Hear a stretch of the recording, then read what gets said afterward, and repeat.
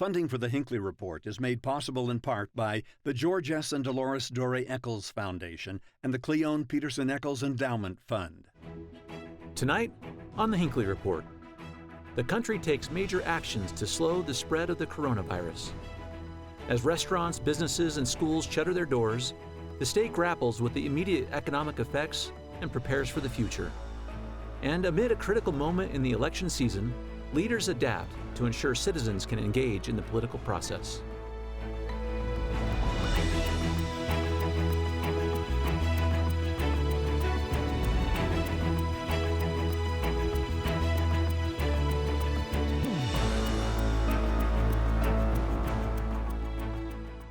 Good evening and welcome to the Hinckley Report. I'm Jason Perry, director of the Hinckley Institute of Politics. Tonight on the Hinckley Report, we're going to have a different format. We're going to follow the guidance of the CDC and maintain some social distancing. So we will go in this particular order, each guest going individually. First, we'll have a chance to talk with Jennifer Napier-Pearce, editor of the Salt Lake Tribune. Then we'll hear from Natalie Gochnour, the director of the Kem C Gardner Policy Institute at the University of Utah. And then we will end our discussion with Bryan Schott, podcaster and managing editor of UtahPolicy.com. Jennifer, thank you for being with us today. I think this is so important to start our conversation with you because of the very important role you have in helping to inform the people, not just the state of Utah, but nationally as well. When you start looking at issues with the earthquake, with COVID-19, the whole coronavirus epidemic, you have a critical role. So I'm just kind of curious to start here, how you see yourself and your paper being instrumental in helping to get information out to people in the state of Utah. Well, journalism, local news always has a social responsibility, a mission to play a vital role in our society. But I think that becomes even more heightened when we have an emergency like this, where people are relying on solid information that's been vetted, that is reliable. People come to places where they trust. And fortunately, I think the Salt Lake Tribune is among those sources here locally. Yeah, I totally agree, and I go to it regularly. But how do you approach it then? You say these vetted sources. We're all going everywhere trying to find information. We watch the TV, depending on the channel you're watching. We go to you. How are you vetting it to make sure you are getting the best information out? Well, it's the typical journalism process, right? I mean, you start with a hypothesis, and then you start to ask questions. You start to look at different sources. You do a lot of research, interviews, looking at documents, and you sort of distill that down. Then the reporter turns to an editor, and the process starts all over again, so that there is a second set of eyes looking at everything, making sure that we are giving the most accurate, up-to-date, and broad sense of information that people can really rely on. So I think journalism, people may not understand how it works, how the process works, but that's why at times like this, you can go to a place that has done a lot of homework so that you don't have to. Very good. I'm curious about this balance you have here because you've done such a great job, particularly. You hold government accountable. You hold people accountable. But you also have this other side where those very people you're trying to hold accountable are giving out advice. So it's sort of a public policy, sort of best efforts. You know, what can we do? You know, keep 6 feet between us like we're doing here on the show today. Washing your hands, not touching your face. How do you balance those two things right now when you're doing this coverage of people who should be looking out for us when you're also doing this public service? Well, you know, it's always a balancing act. You have to enter any interview situation or any reporting situation skeptically and make sure that you're getting multiple sources behind this, a certain piece of information, just to make sure that it is reliable. So yes, we are always constantly pushing back when public officials over the last week have issued mandates or asked questions or, you know, put out a policy proposal, asking the questions. We feel an extreme obligation to be the public's voice, and the public has questions, and so we're obligated to ask those questions. And sometimes it's a little bit difficult. Yeah, I was wondering about it. How is it right now with this? When you're trying to press the elected officials, and those people who are not elected officials, they're just trying to help us. How are you being received? You know, how do you feel like you're doing getting the information? So far, so good. I mean, I think when a crisis situation emerges, public officials do rally and they want to disseminate information. Our job is to make sure that it's reliable. And so when they've held press conferences, we've asked for social distancing for the safety of our reporters. Some of our news sources are turning to virtual press conferences, which I think is a really healthy thing right now. Yeah. But we still have to be able to ask questions. And so on those virtual times, people are doing it like a chat room and, feeding questions to the officials and getting the responses out. We're trying to get as much information out in the public as possible, but again, this vetting process is really important. I think we saw that, especially with the earthquake. Yeah. There were rumors flying all over social media, right? And people were saying a 9.0 earthquake is on the way, and people are predicting this. That was absolutely false. So the job of the media is really to shut that down and to be able to say, look, this is not good information. Don't live your life based on that. Yeah. Come to voices and news sources that you can trust. Yeah, so how are you getting the message out? Because that is so interesting, because this was social media feeding a complete lack of understanding and complete misinformation also about this impending bigger earthquake. So the paper's kind of working on that, which leads me to this idea from you. One of the favorite classes you teach our students is how to separate the fake news from the real news. Give us just a couple thoughts about that. So as we read the paper, as we watch, we got these filters on. Well, I mean, again, I think you have to go back to your own consumer gut, and you need to be able to figure out what is the information that is reliable. When we're looking at COVID-19, the CDC, the World Health Organization, people who are experts and scientists in pandemics, those are trusted sources. Those are sources that we are relying on as we convey information to the public. When you look at policymakers, again, you have to be a little bit more skeptical, because there may be political agendas. There may be, personalities that are trying to exploit. Yeah. And so you've got to be a little bit more cautious on those sources. They're still very, very important, though. We want to make sure that the public trust is intact. We need a sense of community at crisis times like this. And so as consumers, it's really hard to filter through. I think when you're looking at fake news versus real news, you definitely want to look at the sources, look at the URLs, make sure that they are something that you would have recognized. Sometimes when you click on a story and it's something you've never heard of before, that's sort of a red flag. Well, maybe this has not been fully vetted. Maybe this is somebody just making it up. Yeah, in this case, on the earthquake, this was someone making it up, but it's pretty hard to counter, because people start sending out those emails and they start sending out the screenshots so quickly. So kind of on the fly, just start looking at the URLs. Yes. So tell me why you made this decision as a paper to make sure access to all COVID-19 information is completely free to the public and readily accessible. How did you get to that decision? Well, I mean, it's no secret that our industry, particularly newspapers, is in financial straits. We have heavy costs to operate a newsroom, and we want to make sure that that newsroom has the resources to do the hard job that we do. That is why we put up this paywall in the first place, is to help sustain the newsroom.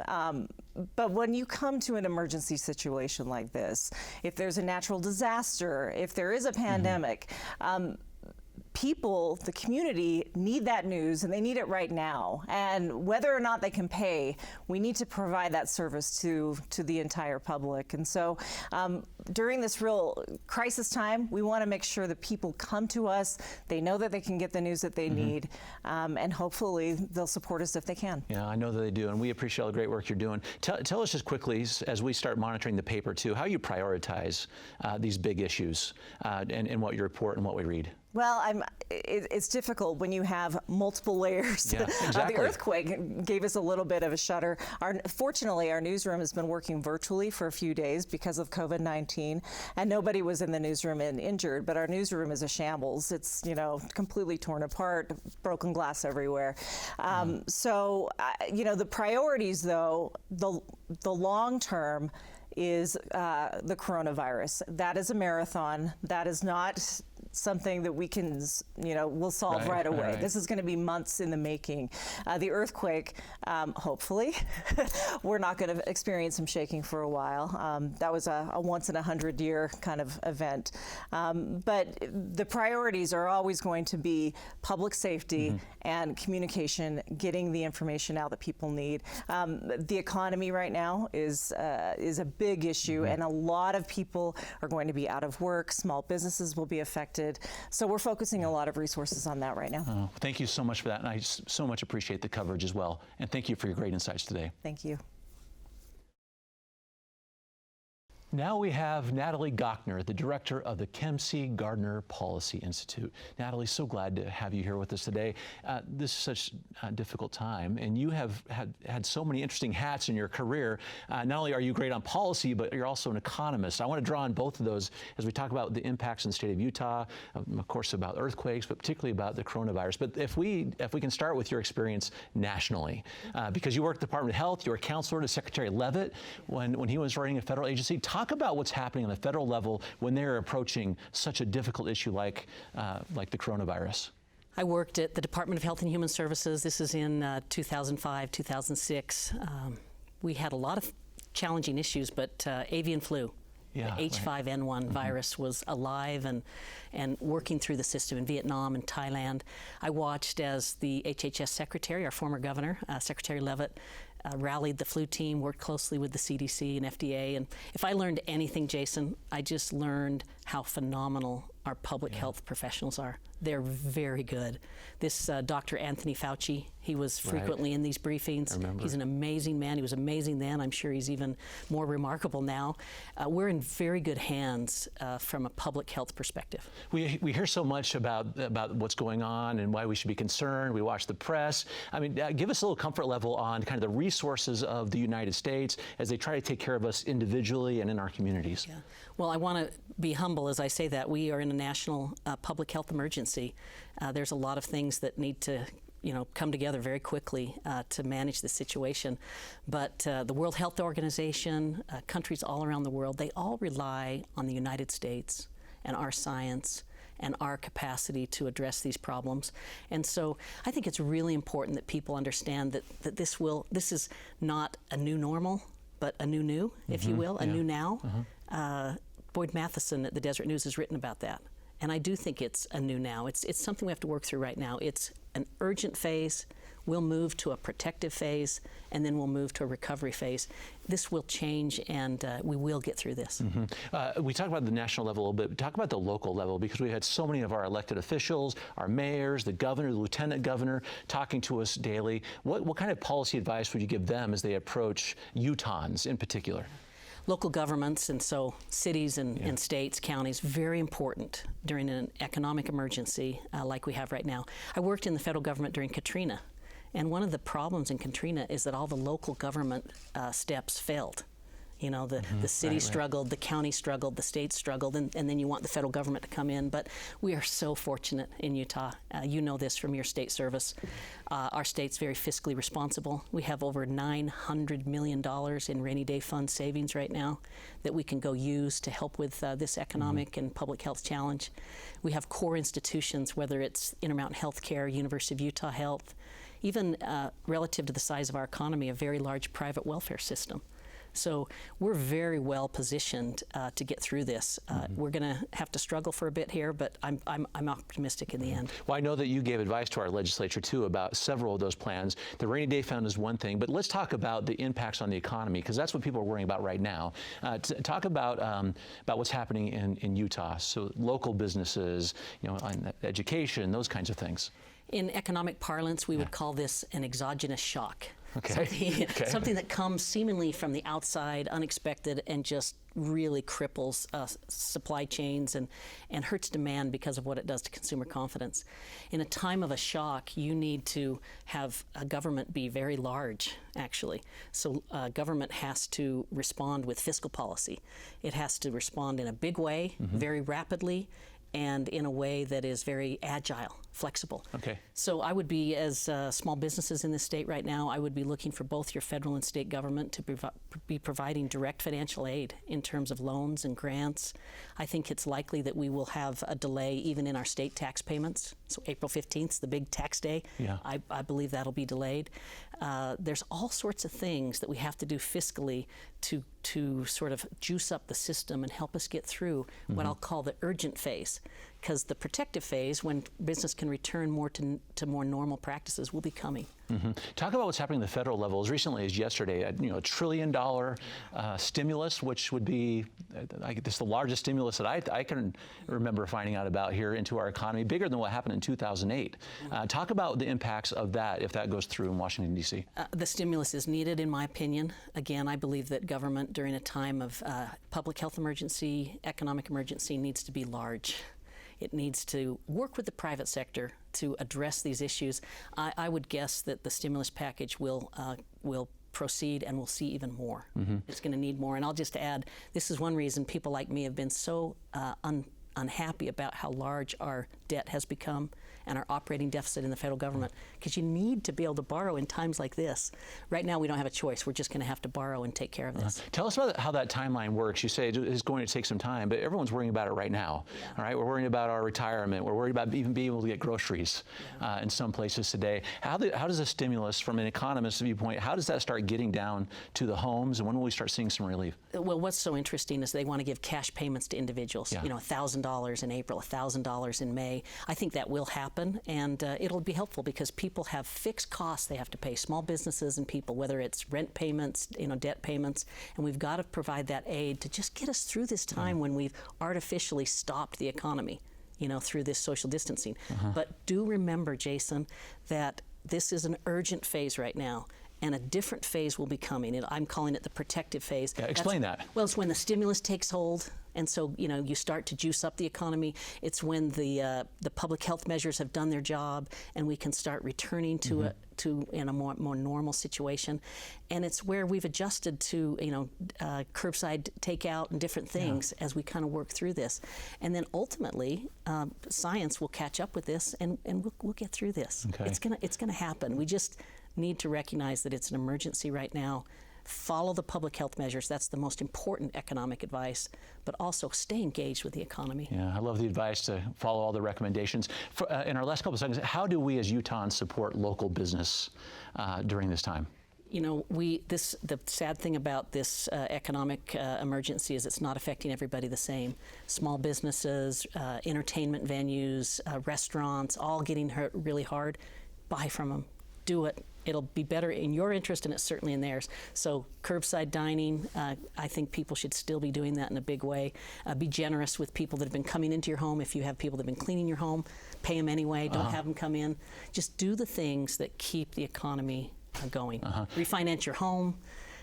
Buy. So we should keep doing all of those things, even though it feels like that's time we're not going to. Absolutely, because we're going to recover and everyone's going to be fine. Okay, very good. Thank you so much for your comments today. The great perspective on not just the policy, but the economics. Thanks, Jason.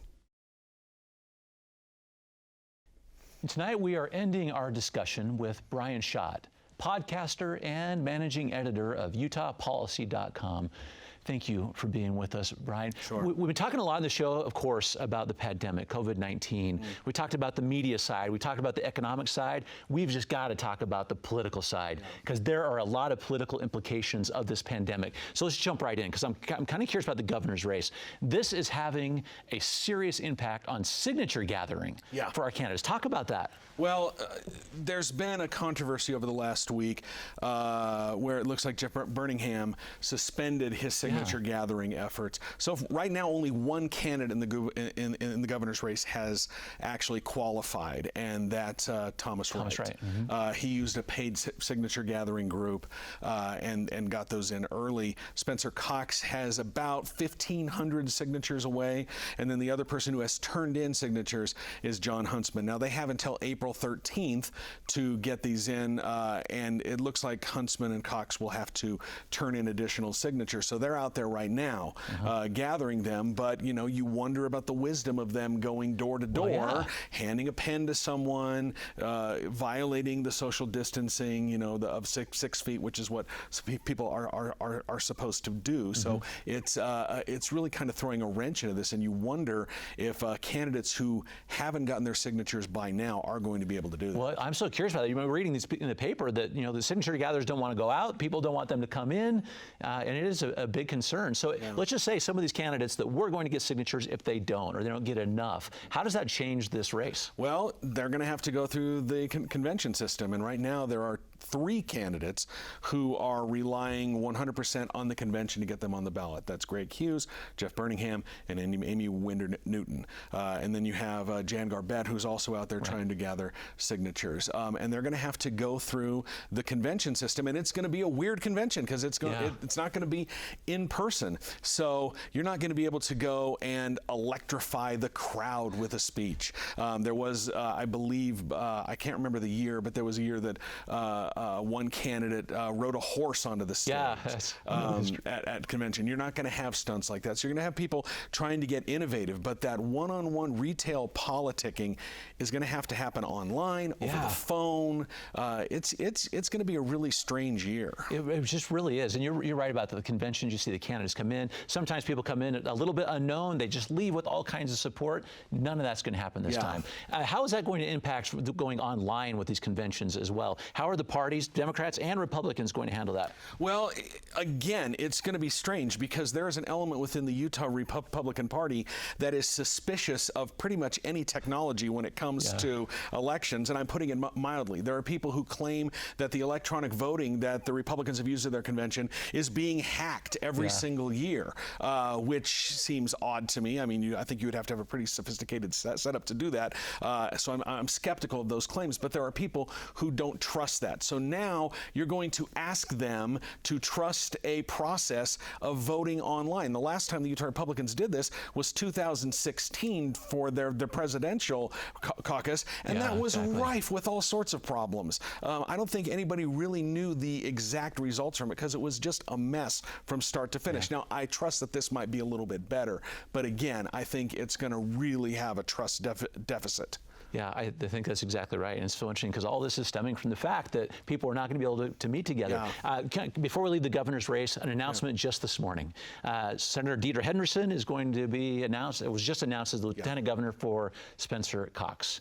That's a big announcement. When are we going to start seeing the other people announce? Well, Jan Garbett, as we reported this morning, she poached Joe Jarvis, who was going to be running for Congress as a member of the United Utah Party, as her running mate. So we've only got a few people left who have not named the running mate. I think it's Jeff Birmingham. We haven't seen Amy Winder-Newton announced hers, and Greg Hughes has not announced theirs. Now, I know that there has been some talk amongst those 3 candidates. I'm not going to say who it was, but I know there have been talks trying to convince other candidates to join up, and that's not being met very well. So we're just waiting to see how those last 3 will do. Henderson's entrance into the race is interesting. She was a rising star in the Republican Party a number of years ago. Her star seems to have faded on Capitol Hill. She was a member of the powerful Rules Committee. In fact, she was the chair of the Rules Committee just 2 sessions ago. But when the new Senate President Stuart Adams came in, she was taken off that, and she was sort of put to the back bench. So I'm not surprised that she wants to continue in politics. I think she was just getting tired of the politics up on the Hill. Yeah, that definitely could be. She did have a couple of moments in this session, though, where she rose up, even on the abortion bills in particular.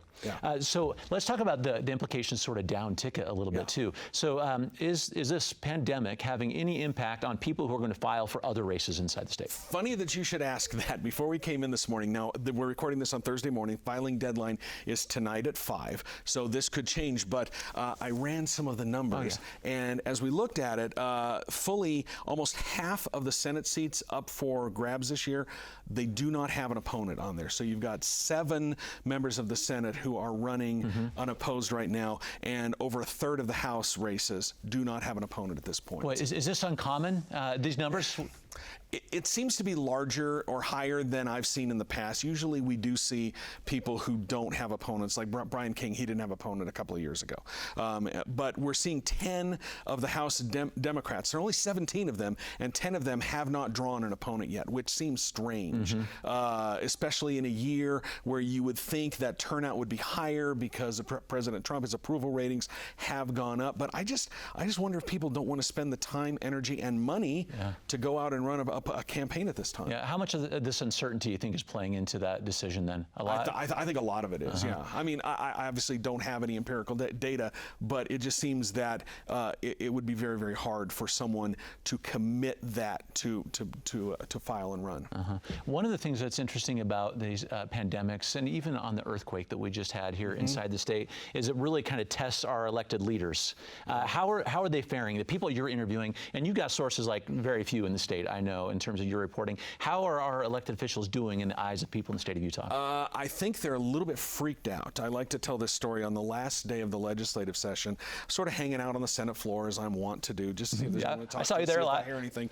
And Senate President Stuart Adams came out of his office cheerful, and he said to me, how are you doing? I said, I'm just paying attention to the market.